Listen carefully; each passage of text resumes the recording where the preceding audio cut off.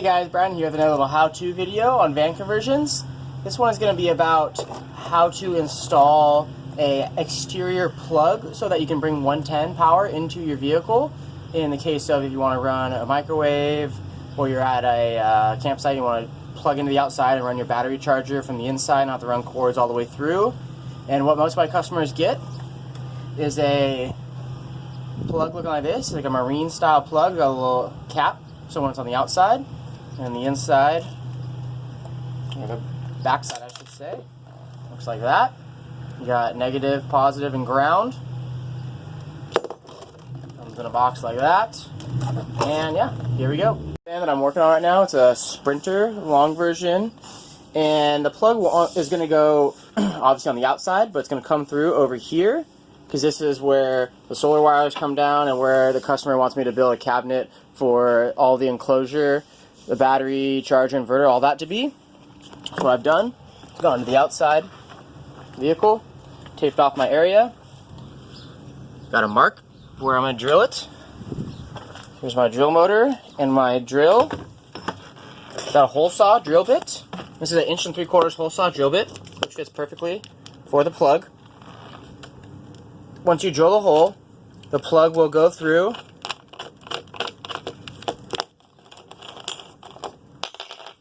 like that into the vehicle, and then this nut will attach from the inside of the vehicle panel. You also will have these 3 screws right here that you will pre-drill a little hole through into the side of the vehicle, and use these little black screws that it comes with, and that's what will attach this plate to the outside of the vehicle and make a nice tight seal around it for the cap for the cap. If that makes sense. You'll see in a little bit here once I install it. Alright, here we go.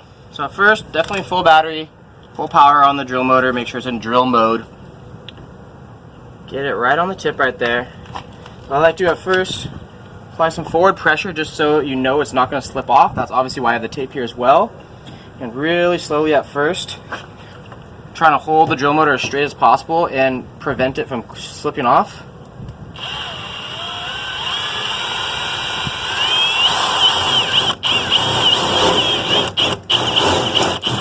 Once you've got the first drill bit through, it'll be a lot easier because then you have something for the rest of the drill bits to go off, the bigger hole saw drill bit to go off of.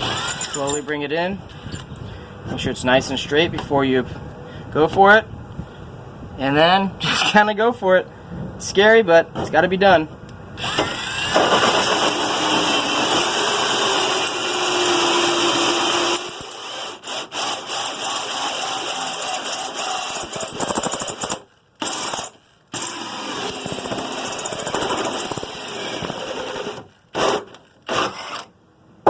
We're through.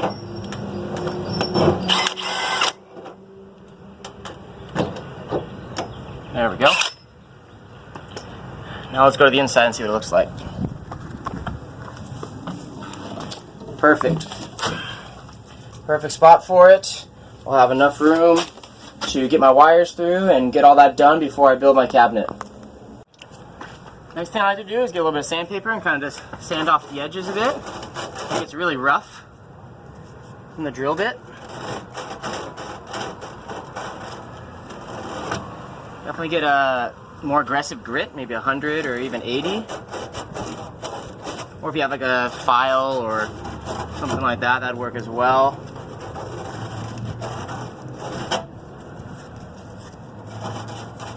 I would do this while the tape is still on, just so you don't scratch the paint job, obviously.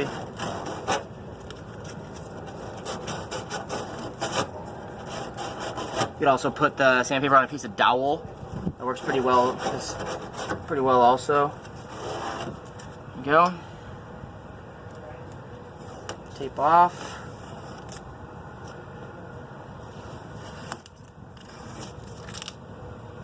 Nice clean hole. Plug is in straight. And if you can see, we have these 3 other attachment holes for our little black screws that it comes with. What I'm going to do is pre-drill it with a very small drill bit through these 3 holes before I screw them through. Once you have the outside plug installed, come to the inside and tighten this nut around to get the inside nice and to get the plug nice and tight on the inside, because when you do, you can then put your screws through and they kind of make it tight around the plug. If you can see, if you put the screws through first, you won't be able to get these notches around this plug. Just a little tip. Alright, all three are pre-drilled and got a couple of screws in. Kind of get it in there. Nice and tight.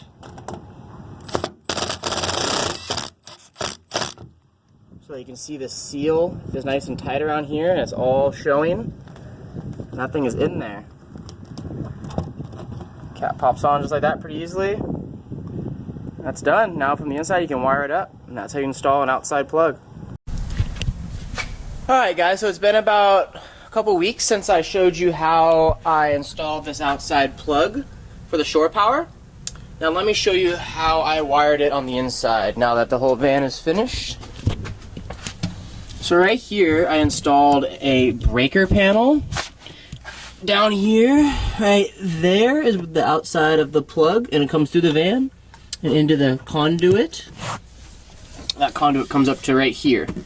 Now this is what comes from the outside of the van, so when you plug an extension cord in, this is where the power is coming from. And this is the breaker panel, how you wire it. You bring your negative, or sorry, your hot into here, your neutral to the top bus bar, and then wire all your grounds together. This conduit right here goes out to these two plugs down here on the bottom. And then this conduit right here goes to this plug. So one switch turns on this plug, one switch turns on the other two plugs outside the cabinet. So let me put this front back on and show you how that works. The reason I put a circuit breaker inside of the van here is because say you do have something plugged into one of the outlets here or the outlets down here, and it is drawing too much power, just like inside of your house. You have little reset buttons on your outlets, you know, every so often around the kitchen and whatnot. But you also have breakers on the outside of your house in the breaker panel. The reason I put this in here is because if you draw too much power and it pops a breaker, say you're plugged in the 110 at a campground and it pops that breaker, you'd have to go outside of your van and go find the breaker. Usually it's right next to your camper. Sometimes it could be somewhere else. Here, you catch it before that. So it'll pop the breaker here. That means that you're drawing way too much power at that time. You need to unplug some devices. Maybe you need to unplug the laptop when you're running the blender, or you need to unplug, you know, whatever, you know, you just need to draw less power. And the reason I put on two different circuit breakers is one for inside the cabinet and one for outside the cabinet, so you can kind of control them. So if you want to just keep everything off, boom, they're off. If you want to keep everything on, they're on. You know, it's just makes everything a lot simpler and a lot safer. Being inside of this box, these are the same things they put inside of houses. So, I mean, our houses are pretty safe. So that's why I put the circuit breaker box in, and that is what it is good for.